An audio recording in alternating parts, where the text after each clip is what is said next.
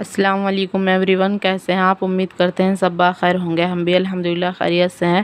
تو کل ہم نے غسل کرنے کا طریقہ سیکھا تھا، آج ہم جانیں گے غسل کے فرائض اور غسل کی قسمیں کتنی ہیں اور کون کون سی ہیں۔ تو چلیے سب سے پہلے ہم جان لیتے ہیں غسل کے فرائض۔ غسل میں 3 فرض ہیں۔ نمبر 1 منہ بھر کے کلی کرنا، نمبر 2 ناک میں نرم ہڈی تک پانی پہنچانا، نمبر 3 تمام بدن پر صرف 1 مرتبہ پانی بہانا۔ تمام بدن پر صرف 1 مرتبہ کیا کرنا ہے؟ پانی بہانا ہے۔ یہ ہو گئے غسل کے 3 فرائض۔ تو اب چلیے جان لیتے ہیں غسل کی کتنی قسمیں ہیں اور کون کون سی ہیں۔ تو غسل کی 3 قسمیں ہیں: فرض، سنت اور مستحب۔ غسل فرض یعنی جن چیزوں سے غسل فرض ہوتا ہے وہ 5 ہیں۔ نمبر 1 سوتے میں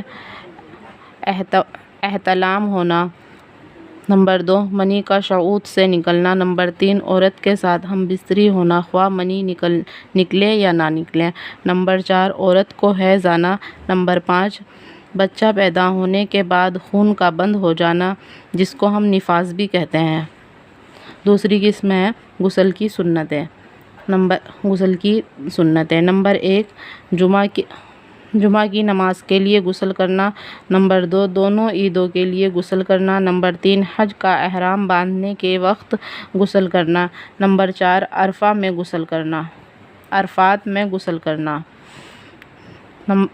غسل کے مستحب: نمبر 1 شب برات میں غسل کرنا، چاند گرہن اور سورج گرہن کی نماز کے لیے غسل کرنا، نمبر 3 عرفہ کی رات یعنی ذی الحجہ کی 8ویں تاریخ کے بعد آنے والی رات میں غسل کرنا، نمبر 4 مکہ معظمہ مدینہ منورہ میں داخل ہونے کے لیے غسل کرنا، نمبر 5 میت کو غسل دینے کے لیے اور غسل دینے کے بعد غسل کرنا، نمبر 6 نماز استسقاء کے لیے غسل کرنا، نمبر 7 کافر کو مسلمان ہونے کے بعد غسل کرنا۔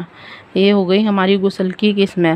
تو انشاءاللہ تعالی ہم ان پر عمل کریں گے، سنت پر، مستحب پر اور فرض پر۔ یہ تو فرض تو ہمارے لیے بہت زیادہ ضروری ہے، تو انشاءاللہ ہم سنت بھی ادا کرنے کی کوشش کریں گے اور مستحبات بھی ہم ادا کرنے کی کوشش کریں گے۔ اللہ تعالیٰ کہنے سننے سے زیادہ عمل کرنے کی توفیق عطا فرمائے، آمین ثم آمین۔